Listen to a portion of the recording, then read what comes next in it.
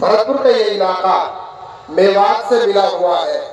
جولائی کے مہینے میں نوح اور اس کے آس پاس کے علاقوں میں جو کچھ ہوا اس سے آپ سب حضرات کما حق واقف ہیں۔ آج کی ترقی یافتہ دنیا میں اس طرح کے واقعات کی کوئی گنجائش نہیں رہ گئی ہے، لیکن افسوسناک حقیقت یہ ہے کہ ہمارے معاشرے میں بعض ایسی طاقتیں موجود ہیں جو امن و اتحاد کی دشمن ہے، ورنہ شوبھا یاترا جیسے مذہبی پروگرام میں تلوار اور اسلحہ لے کر چلنا اور اشتعال انگیزی ان تمام چیزوں کی کیا ضرورت تھی؟ اس سے صاف ظاہر ہے کہ ان کا مقصد شوبھا یاترا نکالنا نہیں تھا، بلکہ اس علاقے کے امن و اتحاد کو سبوتاژ کرنا تھا۔ جبکہ دنیا کا ہر مذہب انسانیت، رواداری، محبت اور یکجہتی کا پیغام دیتا ہے، اس لیے جو لوگ مذہب کا استعمال نفرت اور تشدد برپا کرنے کے لیے کرتے ہیں وہ اپنے مذہب کے سچے پیروکار نہیں ہو سکتے۔ بہرحال دونوں طرف سے جو ہوا اچھا نہیں ہوا۔ جمعیت الماہرین اپنے قیام کے دل سے ہی امن و اتحاد اور فرقہ وارانہ خیر سگالی کی پیام بر رہی ہے، کیونکہ جمعیت علماء کا ماننا ہے کہ امن و اتحاد کے بغیر کوئی بھی ملک ترقی نہیں کر سکتا۔ فرقہ پرستی اور مذہبی شدت پسندی امن و اتحاد کی نہیں ترقی کی بھی دشمن ہے۔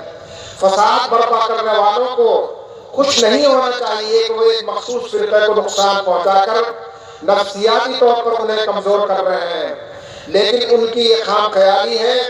فساد سے کسی فرقہ یا برادری کا نقصان نہیں ہوتا، بلکہ ملک کی ترقی اور معیشت کو نقصان پہنچتا ہے۔ یہی بات جنرل سیکریٹری صاحب نے کہی ہے۔ 24,000 فسادات مسلمانوں کو مٹانے کے لیے الحمدللہ مسلمانوں میں کوئی کمی نہیں ہے، پھل رہے ہیں، پھول رہے ہیں اور بستیوں کو آباد کر رہے ہیں۔ نقصان اس پیارے دیش کا ہوتا ہے، یہی بات حضرت کہہ رہے ہیں۔ میوات کے علاقے میں مسلمانوں کی آبادی کا تناسب، اس نقطے کی طرف آپ ضرور غور فرمائیے۔ حضرت جو بات فرما رہے ہیں اور 100% صحیح بات ہے۔ میوات کے علاقے میں مسلمانوں کی آبادی کا تناسب 80% ہے، اور اہم بات یہ ہے کہ فساد کے دوران اکثریت میں ہونے کے باوجود انہوں نے اپنے کسی غیر مسلم پڑوسی کو کسی طرح کا کوئی نقصان نہیں پہنچایا۔ آپ سب اس علاقے تو ہیں، مجھ سے زیادہ جانتے ہیں۔ 31 جولائی کو 6 بجے کے بعد سے آج تک میوات کے کسی گاؤں میں، کسی خطے میں، کسی کونے میں آپ کو کوئی رپورٹ نہیں ملے گی کہ کسی مسلمان نے کسی غیر مسلمان کو آنکھ چوڑا کر کے دیکھا ہو، تو کہا ہو، کہیں بھی کوئی بات نہیں۔ حالانکہ مسلمان اکثریت میں ہے اور سینکڑوں گاؤں ایسے ہیں جہاں غیر مسلم بھائی 2-2 3-3 گھر کی شکل میں رہ رہے ہیں، لیکن کہیں کوئی بات ایسی نہیں ہوئی۔ بلکہ ہمارے پاس تو یہ اطلاعات بھی ہیں کہ بہت سے گاؤں میں مسلمانوں نے مندروں کے ارد گرد رات بھر پہرا دیا تاکہ کوئی شخص ان مندروں کو کوئی نقصان نہ پہنچا سکے۔ انتہائی امید افزا بات یہ بھی ہے کہ میوات علاقے کے بہت سے غیر مسلموں نے اخباری نمائندوں اور ٹی وی چینلوں سے گفتگو کرتے ہوئے واضح طور پر یہ کہا کہ اقلیت میں ہونے کے باوجود یہاں انہیں کبھی کسی طرح کا ڈر اور خوف محسوس نہیں ہوا۔ تمام لوگ یہاں امن و اتحاد اور باہمی میل ملاپ کے ساتھ رہ رہے ہیں۔ یہ اس بات کا بین ثبوت ہے کہ ملک کی اکثریت اب بھی امن پسند ہے، اور فرقہ پرستی کا زہر پھیلا کر تشدد برپا کرنے والے مٹھی بھر لوگ ہیں جو ملک میں جگہ جگہ اپنی شرانگیزیوں اور حرکتوں سے امن و امان کی فضا کو خراب کرتے رہتے ہیں۔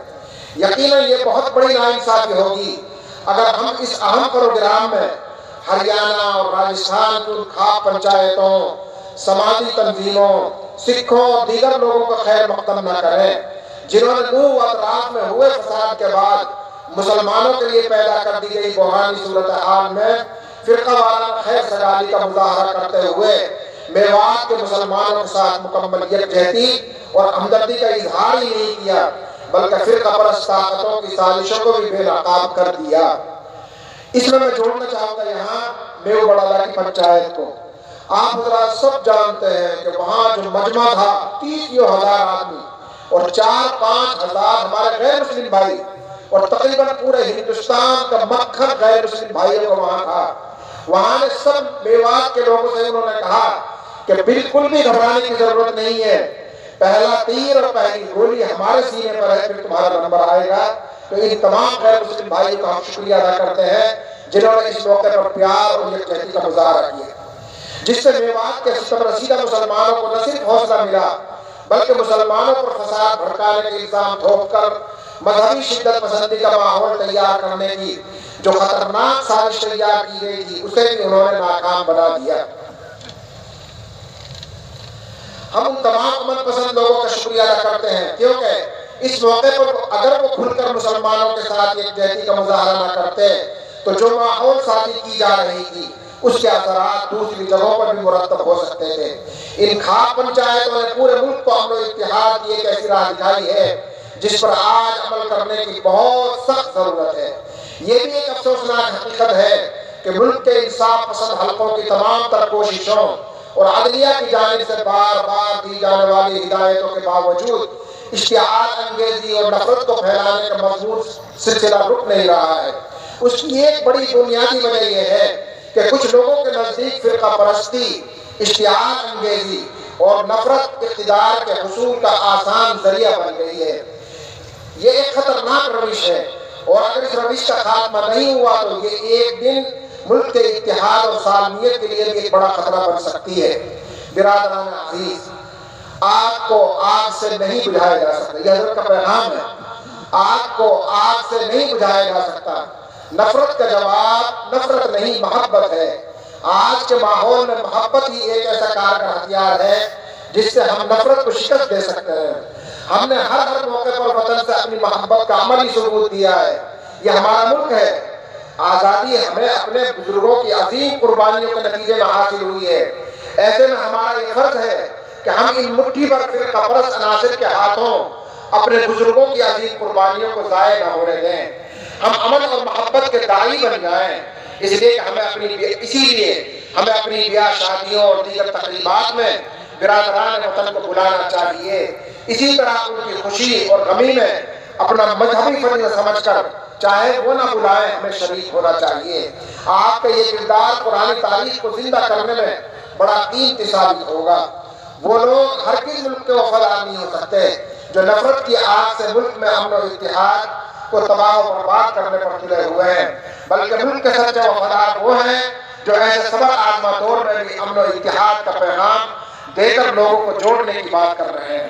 محترم حضرات، قوموں کی تاریخ یہ بتاتی ہے کہ امتحان کی گھڑیاں آتی رہتی ہیں مگر زندہ قومیں مایوسی کا شکار نہیں ہوتی بلکہ وہ اس طرح کے ماحول میں بھی اپنے لیے آگے بڑھنے کا راستہ نکال لیتی ہیں۔ ہم ایک زندہ قوم ہیں، اس لیے ہمیں مایوس نہیں ہونا چاہیے۔ وقت کبھی ایک جیسا نہیں رہتا اور اس طرح کے حالات میں ہمیشہ دور اندیشی اور سوجھ بوجھ سے کام لینے کی ضرورت ہے۔ میں دعا کرتا ہوں کہ اللہ تعالی ہمارے ملک کو اخوت و ہمدردی اور پیار و محبت کے ساتھ سرسبز و شاداب رکھے اور شرور و فتن سے معمون فرمائے، آمین۔ ارشد مدنی، صدر جمعیت علماء ہند۔ اس کے بعد میں گزارش کروں گا راجستھان